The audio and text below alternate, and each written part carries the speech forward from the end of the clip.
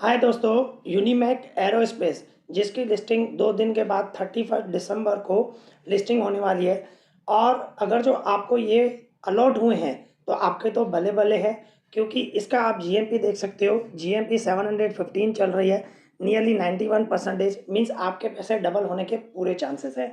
तो क्या हमें अपने जो भी प्रॉफिट हो रहा है उसको प्रॉफिट बुक करके निकल जाना चाहिए, क्या हमें लॉन्ग टर्म में सोचना चाहिए? इस वीडियो में उसकी चीज़ें ही हम डिस्कस करने वाले हैं।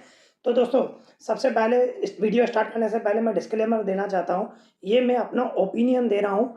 इसमें आपको अपने एडवाइज़र से, जो भी फाइनेंशियल एडवाइज़र है उससे आप सजेशन लेना।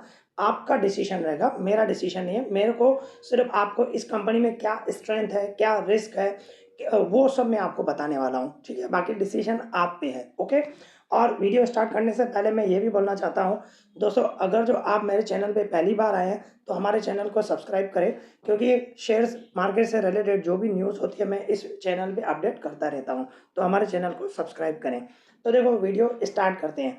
देखो, सबसे पहले 2 दिन के बाद इसकी लिस्टिंग है। और अगर जो आपको शेयर अलॉट हुए हैं तो सबसे पहले तो भले भले हैं, कॉन्ग्रेचुलेशन, क्योंकि आपको 100% प्रॉफिट होने के पूरे चांसेस हैं। ओके।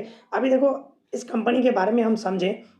सबसे पहले ये कंपनी में जो भी इन्होंने आईपीओ जो इशू किया है, 500 करोड़ का बहुत छोटा इशू है। उसमें 250 करोड़ जो था वो ऑफर फॉर सेल था, और जो 250 फ्रेश इशू किया है, तो वो जो 250 करोड़ फ्रेश इशू है उसके पैसे जो है वो किस तरह यूटिलाइज करेंगे वो हम समझते हैं। देखो, जो भी फ्रेश इशू से पैसे आएंगे, 36.37 करोड़ जो है वो कैपेक्स फंडिंग में यूज़ करेंगे। 25.29 करोड़ जो है वो वर्किंग कैपिटल में, फंडिंग वर्किंग कैपिटल में यूज़ करेंगे। 43.89 करोड़ जो है वो किस में यूज़ करेंगे? मशीनरी एंड इक्विपमेंट, मतलब अपने बिजनेस को एक्सपांड करेंगे। उनको जो जो मशीनरी चाहिए, जो इक्विपमेंट चाहिए, वो एक्सपांड करने के लिए यूटिलाइज करेगी। एंड 44.72 करोड़ जो है वो वर्किंग कैपिटल में यूटिलाइज करेंगे। 40 करोड़ जो है उनके ऊपर जो कर्ज है, जो बोरोविंग है, उनको रीपेमेंट करेंगी। तो कर्ज कम ही होगा। ठीक है, तो जो सही है। तो इस तरह ये कंपनी जो है अपने पैसे यूटिलाइज करेगी, और बाकी जो पैसे बचेंगे वो जनरल कॉर्पोरेट पर्पज के लिए है। ये तो बात हुई वो ये यूटिलाइज किस तरह करेंगे। अभी कंपनी का हम नेट प्रॉफिट देखें। देखो, कंपनी का अगर जो हम पीएनएल देखें उसमें आप देखो, पहले साल जो था मार्च 2022 में, कंपनी का मार्च 2020 में 22 में कितना प्रॉफिट था? 3 करोड़ ओनली।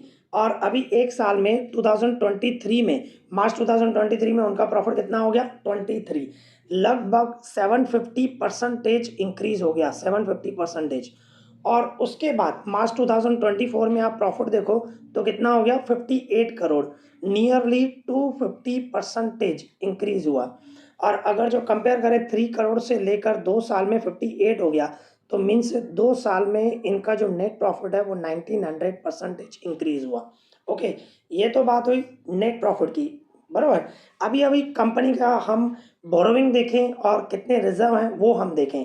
कंपनी के रिजर्व आप देखो तो पहले जो था 27 करोड़ था, फिर 48 करोड़, फिर 87। ये साल साल में इंक्रीज हो रहा है। जो आज की तारीख में सितंबर 2024 में आप देख सकते हो कितना हो गया रिजर्व? 366 करोड़, जो बहुत ही अच्छे हैं।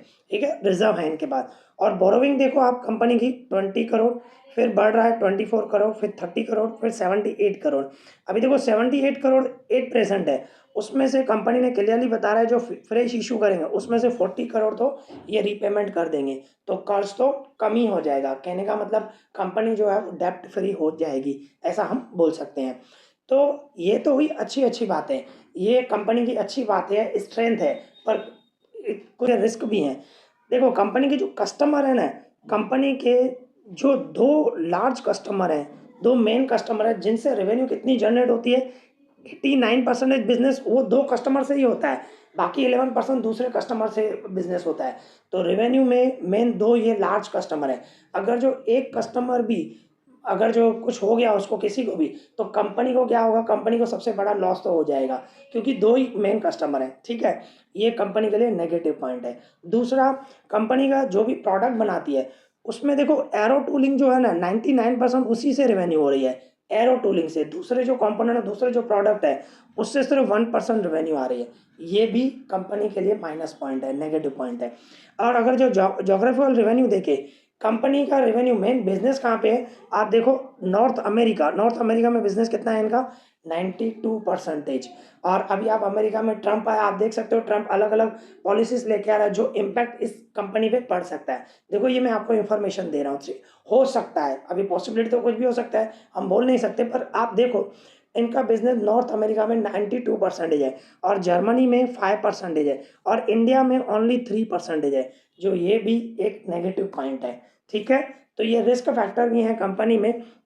तो क्या आप आपके हिसाब से आपका क्या, बड़े बड़े एनालिस्ट जो हैं उन्होंने उन्होंने बोला है, उनका जो व्यू पॉइंट है कि हमें इसमें शॉर्ट टर्म में भी लगाने चाहिए पैसे और लॉन्ग टर्म में भी बेस्ट कंपनी है।